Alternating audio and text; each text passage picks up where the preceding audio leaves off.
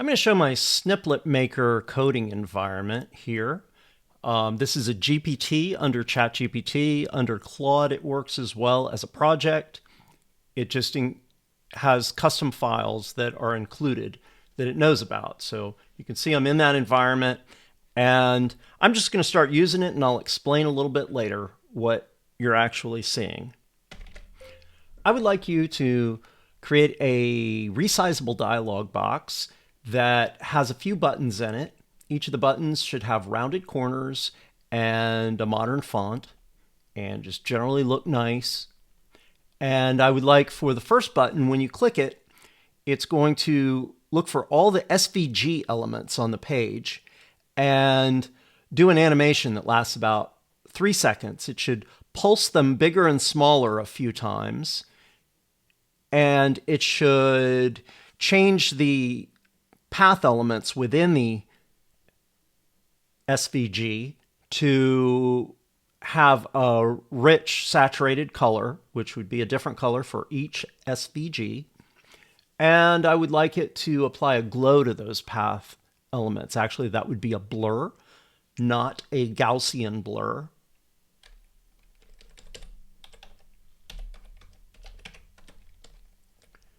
But a regular blur.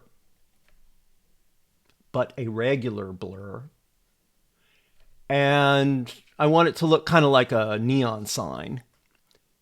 And when the animation is ended, it should go back to looking just like it was before. So it should remove all those effects from it.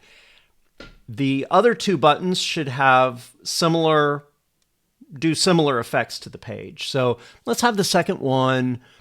Let's see. Let's have it grab random elements from the page, a few of them, and it should spin them around in 3D. Again, it's just a short animation that should last a few seconds and restore it back to where it used to be, preferably a smooth transition back into where it used to be. It should rotate it around all 3 of the 3D axes, and it should apply some perspective to it too, so it actually looks 3D. And then I would like the third button, let's do some sort of cool rainbow effect on the text where it's like a wave that passes through the text and does some sort of colorful rainbow thing. And please make the code clean. Please make sure that the functions for all of those effects are global functions so that I can change them later if I want to. And go ahead, do your thing. Okay, so that was a nice ramble of just describing what I wanted it to do. And no coding, nothing really technical. I had to tell it a Gaussian blur. It didn't get that from dictation. It might have gotten a couple. Did it get anything wrong? I think it got most of it right from the dictation. But if you mess up, no big deal. If you want to edit it, you can. But you can see it created all this code.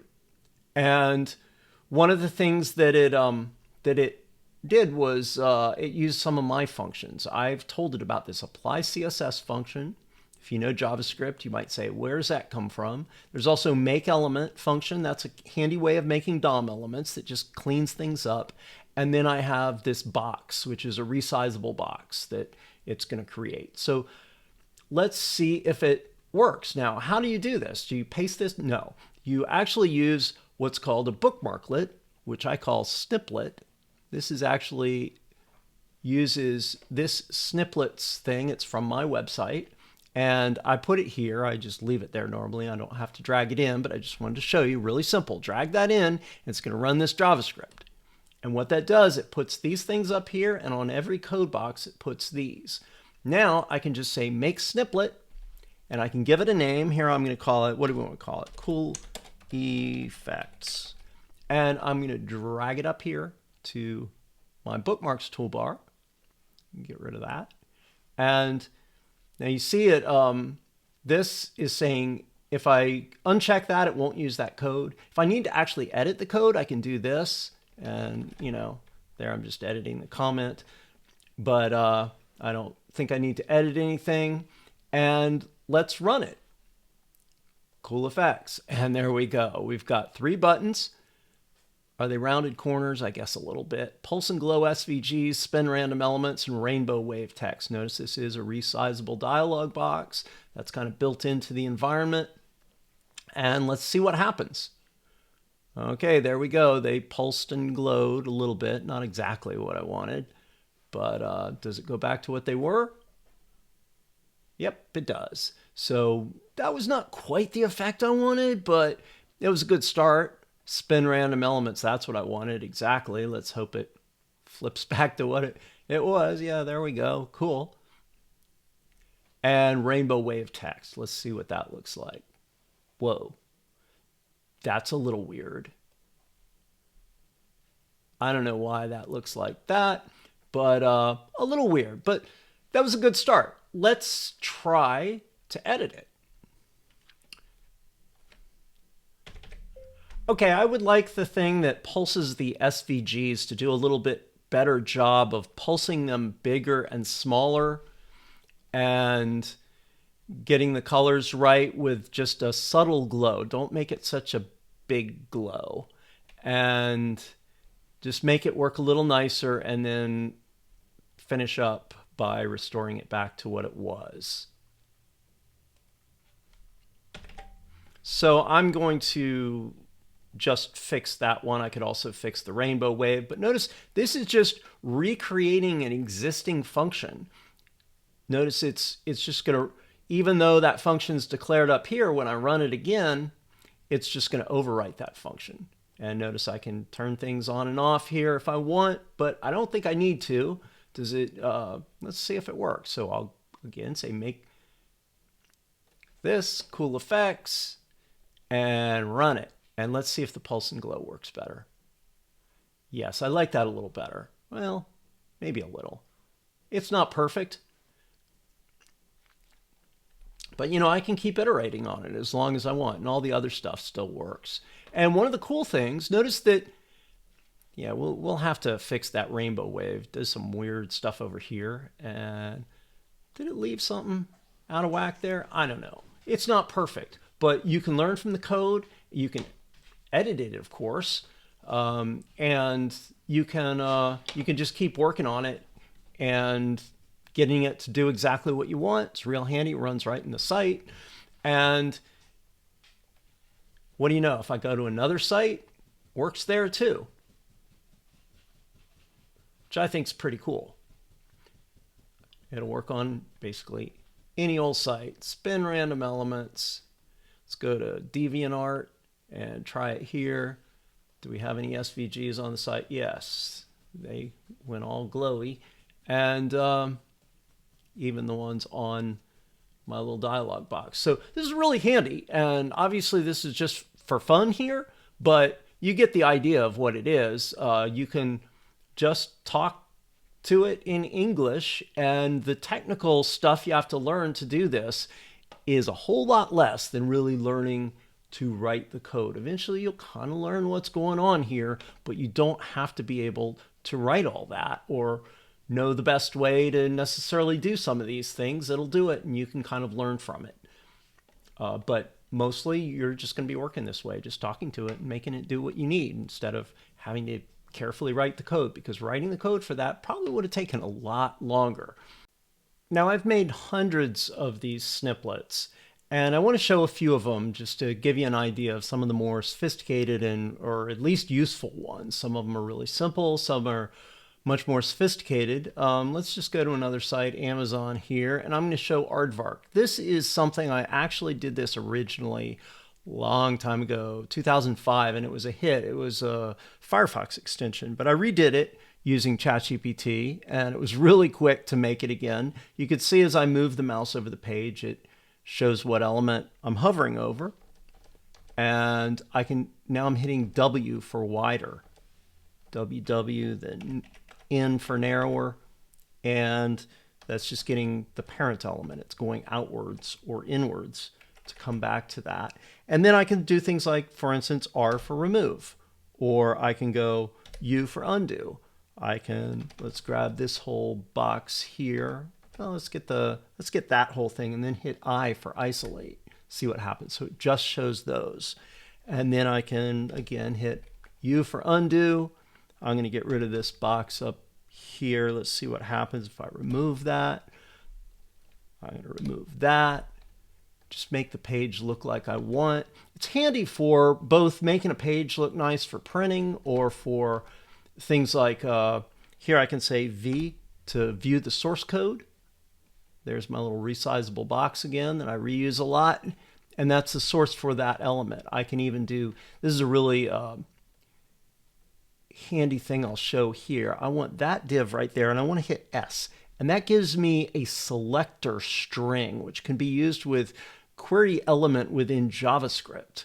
And it's really handy. I mean, I can start it from a sub element, but here it's going all the way down the parent chain and trying to find that element in the page in a way that would be useful to within JavaScript. And you could change this into loops and stuff and modify the string.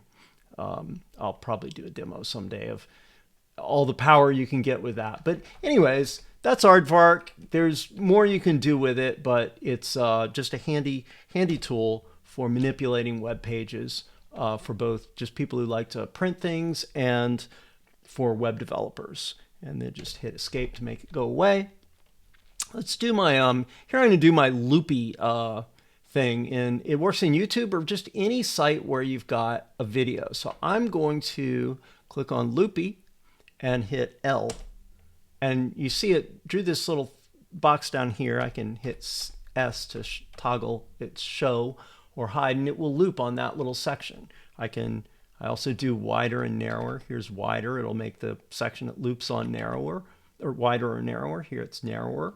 And then I can just click anywhere over here and it won't be looping anymore. After I click there, it paused it, and I can, let's find an interesting spot, hit L, and you see it does a nice job of just loop on the part that I want, jump to the next part. And that's handy for a lot of things. I can hide that.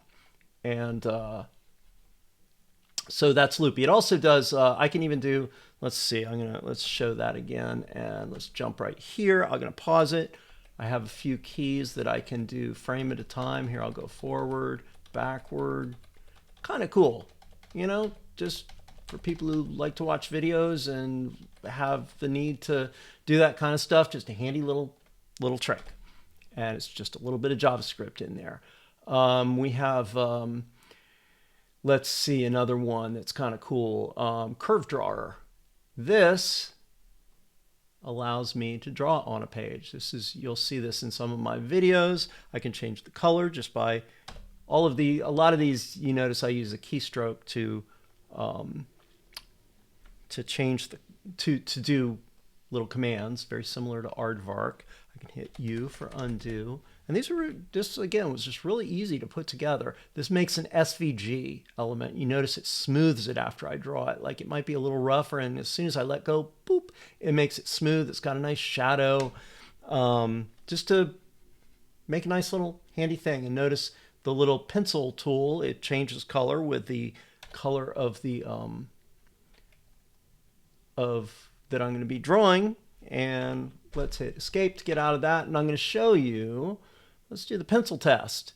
This was when I was developing that. I wanted to do this part separately. After I got that, I wanted to do a really nice pencil. This is an SVG that I drew or kind of altered from something out there, but I needed to be able to change the color of the pencil in it. And that's a little tricky because it's pulling the SVG from another web page, from another domain. So I can't affect, I had to do it in a clever way where I broke the SVG into separate elements, one of which is drawn dynamically, created dynamically, and I can change the colors of it. The other one of which is pulled from the web, so I don't have to have all that dynamic. I don't have to have as bulky a JavaScript thing because it just pulls an existing file from the web.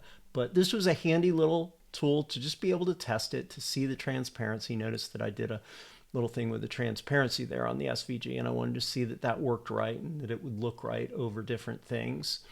So let's see what else I have here. Okay, so I'm on DeviantArt, and I'm going to do, one of the handy ones I use is Image Scraper. This is going to open a new page. Notice this, open a new thing, and it has 22 images in it. It's all the images from that page sorted by size with a little tag on it to show the size. And this is handy again as a web developer tool. It gets both images and background images, ones that are assigned as the background of an element. And notice if I go back here and I click around, notice the number is going to change here because it's actually polling that page and is going to, even as I'm going to different pages, as long as I stay on the same domain, it can still get to them from here. It can poll that and it gets those images as I click on it. So again, really handy for a lot of things. I can do, as you can see, I have tons of these. Here's one. I was working on a color picker and I wanted to get a hue ring that had a particular appearance that's actually done as a canvas. And I wanted to get it to look right. And you can see it's got transparency. So I put it in a little box here. That's for an unfinished project. I have a ton of others. Speech recognition, and stuff having to do with music, stuff having to do with, let's see, emoji eyes. Yeah, that just changes all the text to emojis. That was nothing particularly useful. I've got a bunch of them for videos, for doing various things that are just utilities. Here's some more. And who knows what they all do. I've almost forgotten because I've done so many of them. And I also do, and some of them I use as bookmarklets and some of them I save off to different pages. For instance, with this one, remember our make sniplet for cool effects. Notice that I can save that to a web page and that'll just go to cooleffects.html, save it on the, there it is on the desktop. It's got all the code built into it and still works, even though it's probably not as interesting for this one when it, since it doesn't, you know, it affects things on the page and there's not much else on the page. But you get the idea. A lot of these handy things that, you know, I've got all these other ones that I save. You can go back to the ChatGPT thing for them and I can just run them here, make sniplet. This one is called what, SVG drawer. I think this is just a very simple thing for experimenting with SVGs. SVG, okay, that works. You know, I can just do some basic stuff. This is an SVG element here and let's see if it changes size with, no, it doesn't. But that was just again, just a really quick one to put together. So I think that's a good start for showing off some of the things it can do. And thanks for watching.